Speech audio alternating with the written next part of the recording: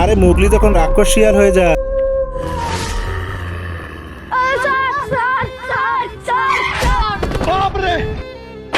আরে পাগল নাকি তোমরা, কেন আমার উপরে চলে আসছো? আরে স্যার, মোগলি তো শিয়াল হয়ে রাজুকে খেয়ে ফেলেছে। আরে তোমরা কি বলছো? তোমরা কি দিনের বেলা স্বপ্ন দেখছো নাকি? আর যাও এখান থেকে। আরে স্যার, যদি বিশ্বাস না হয় চলো গিয়ে দেখি। আরে এ তো অনেক বড় শিয়াল। আরে তোমরা তো সত্যি বলছো, চলো এখান থেকে পালিয়ে যাই, না হলে আমাদেরকে খেয়ে ফেলবে।